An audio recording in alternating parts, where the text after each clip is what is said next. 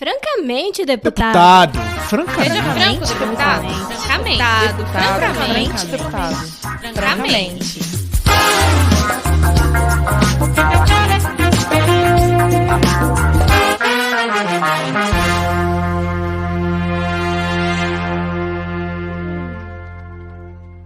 Olá, eu sou o Marcelo Ramos e nós estamos aqui começando o nosso terceiro episódio do podcast Francamente, que me dá a oportunidade de uma vez por semana conversar com você e tratar de uma forma franca de problemas relevantes do Brasil e do meu estado do Amazonas. Hoje eu quero conversar com vocês sobre obras paradas, que é um drama da administração pública brasileira que foi abordado essa semana por dois grandes veículos de comunicação, notadamente o jornal Estado de São Paulo e o portal G1.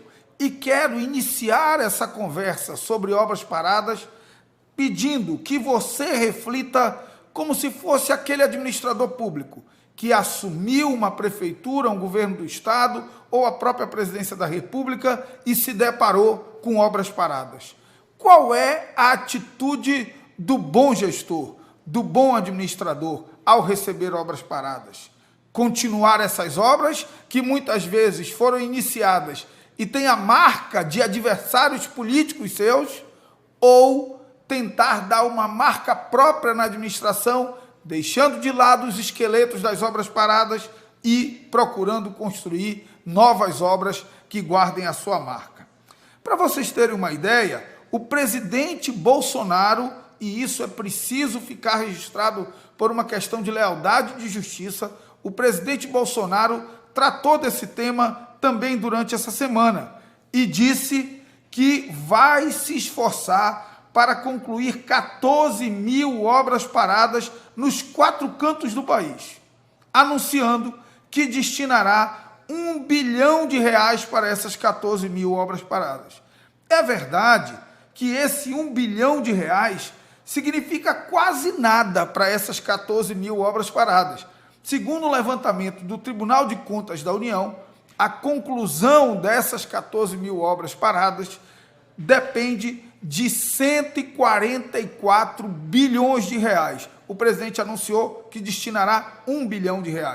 Não é a solução, muito longe de ser a solução, mas a simples declaração do presidente da República, em quem eu tenho independência absoluta na minha atuação na Câmara dos Deputados, de que não iniciará obras novas, mas fará um esforço para concluir obras que foram abandonadas, é uma declaração importante que sinaliza um compromisso importante para o futuro do nosso país e que deve contaminar governadores e prefeitos que devem seguir no mesmo caminho. Para vocês terem uma ideia, essas obras que precisam de 144 bilhões para serem concluídas, elas já consumiram 10 bilhões de reais.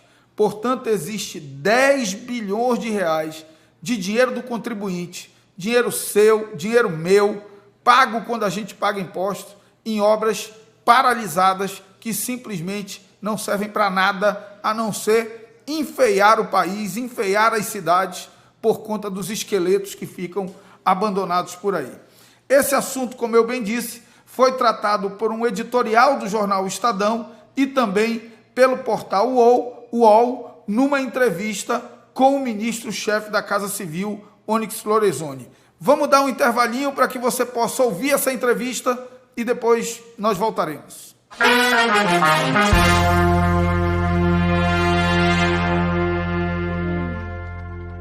E o presidente Jair Bolsonaro recebeu o ministro Onyx Lorenzoni, da Casa Civil, para discutir a agenda de trabalhos do governo na volta do Carnaval. Uma reunião ministerial foi marcada para discutir a retomada de milhares de obras paradas. O ministro-chefe da Casa Civil chegou dirigindo o próprio carro para uma reunião a sós com o presidente, algo raro. No Planalto, Jair Bolsonaro está sempre acompanhado de outros ministros e assessores.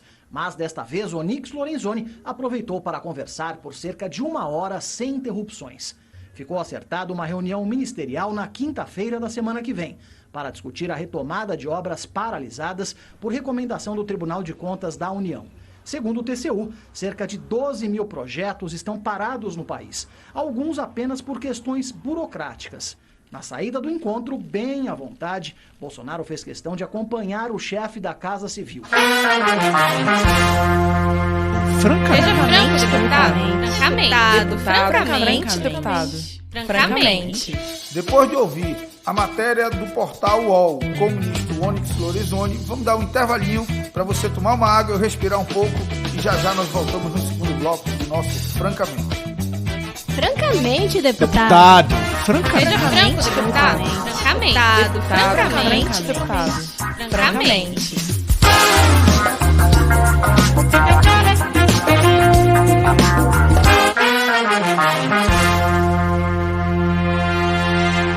Estamos de volta no segundo bloco do nosso Francamente e resgatando a pergunta lá do início. O que deve fazer um administrador? Concluir as obras paradas ou iniciar as suas?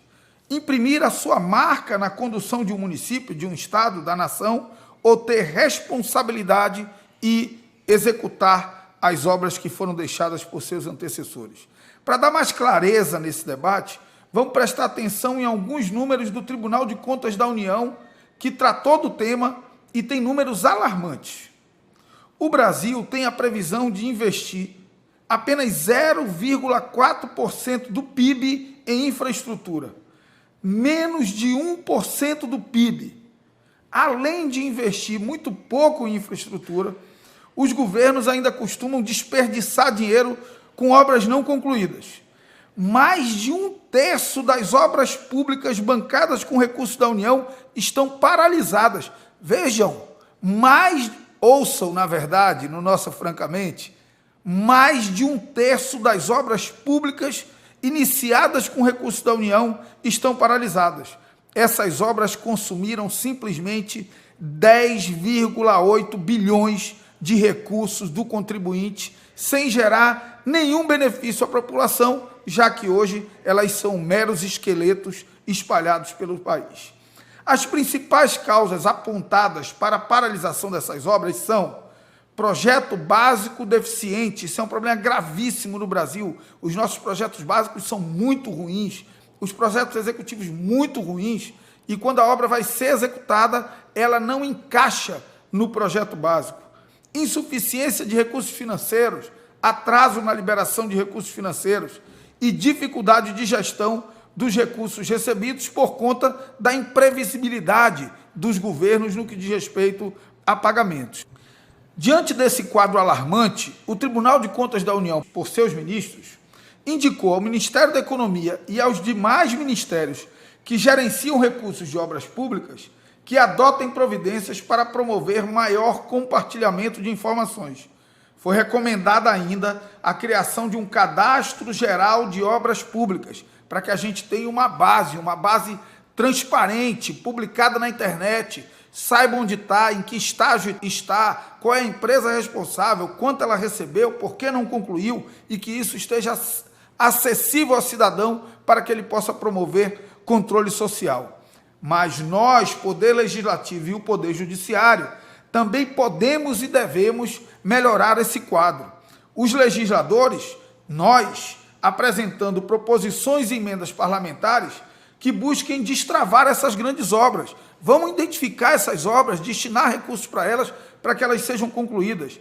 E os tribunais precisam agilizar a mediação de processos envolvendo as obras paralisadas, porque muitas vezes essas obras estão paralisadas por questões judiciais, de natureza ambiental, de natureza contratual, de natureza urbanística, de natureza de ocupação do solo urbano. Então, os tribunais precisam agilizar, dar agilidade para resolver esses conflitos que paralisam obras, para que o dinheiro não fique lá parado num esqueleto.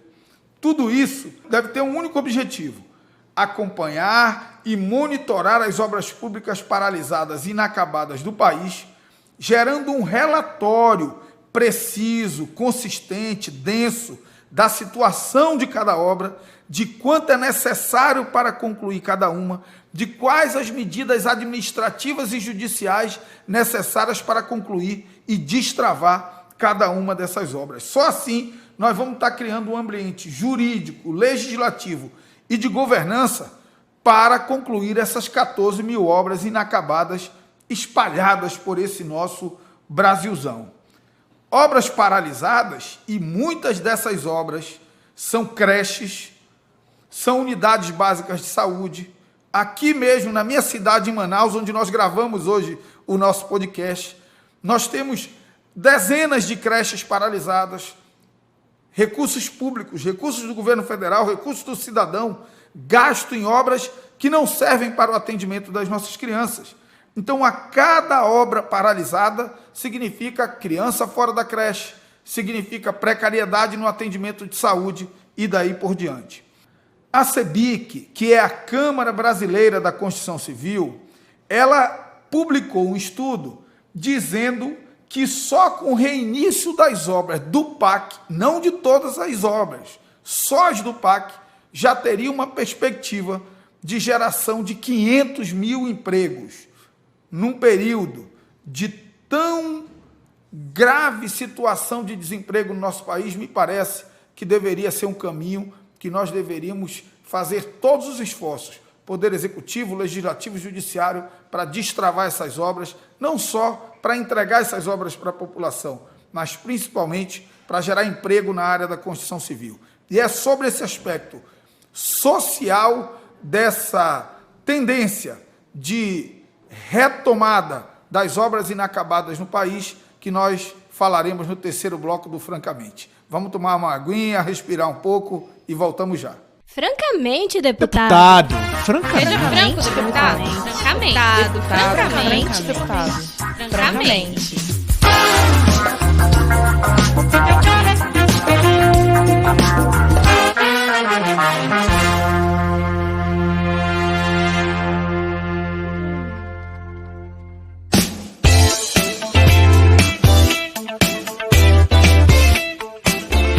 Já respiramos, tomamos uma aguinha e estamos de volta aqui com o nosso Francamente para o terceiro e último bloco.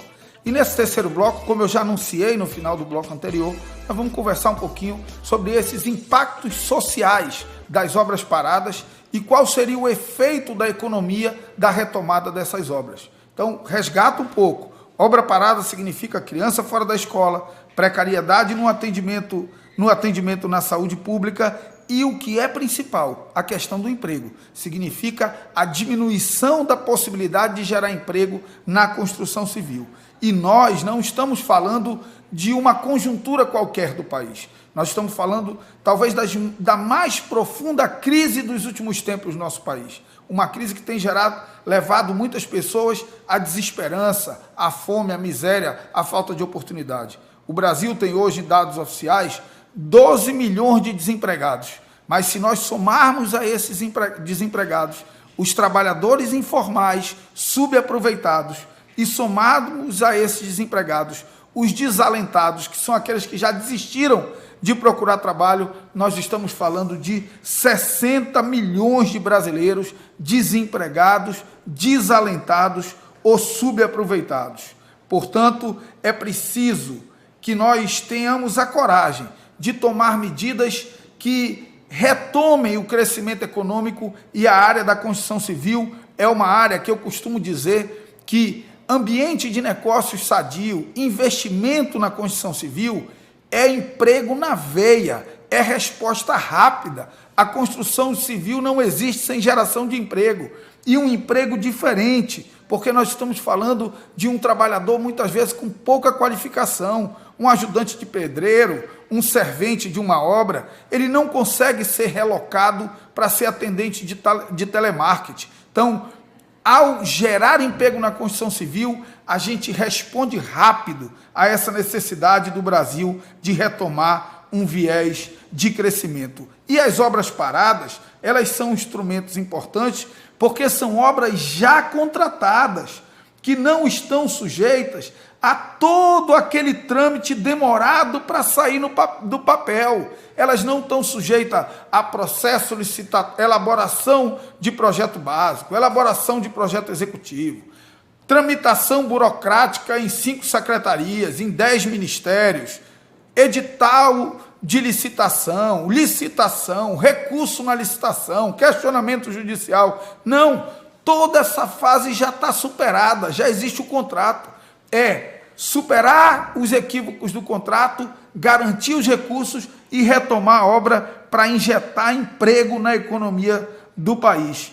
Com isso, nós vamos evitar que essas obras se deteriorem ainda mais e virem monumentos inúteis que, além de tudo, criam a imagem para a população do elefante branco, do descuido administrativo, da má utilização do dinheiro do cidadão. Uma obra parada, ela não é ruim só pela obra em si, ela é ruim pela imagem que ela passa para o cidadão, que vê o seu dinheiro ali apodrecendo, que vê o seu dinheiro ali atrapalhando a vida do cidadão por conta da falta de qualidade da gestão na administração pública no nosso país. Por isso, todos nós precisamos dar nossa ajuda, e eu estou procurando dar a minha.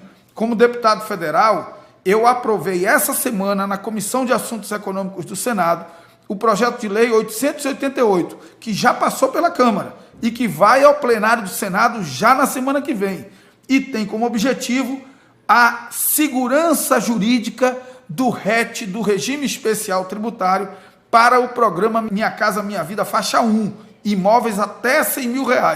São obras que geram emprego e com profundo interesse social. Nós vamos responder à crise que o nosso país vive hoje nas duas pontas, dando moradia digna e gerando emprego para a conclusão dessas obras. Bem,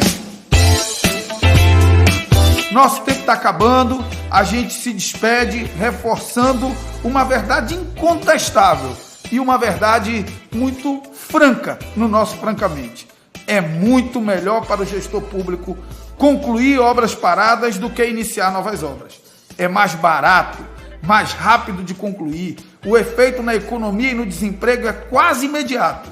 E o administrador ainda passa uma mensagem bonita para a população, de que é um administrador sério, ajuizado e que preza pelo bom uso do dinheiro público, colocando o interesse da população acima das disputas político-eleitorais, que são muito menores em toda essa história. Quero aqui, ao final, desejar um grande abraço para você, dizer da alegria desse nosso encontro semanal e, desde já, convidar para na próxima semana ouvir o nosso novo Francamente. Um grande abraço e um bom resto de semana a todos. Francamente, deputado. Seja franco, deputado. Francamente. Francamente, deputado. Francamente.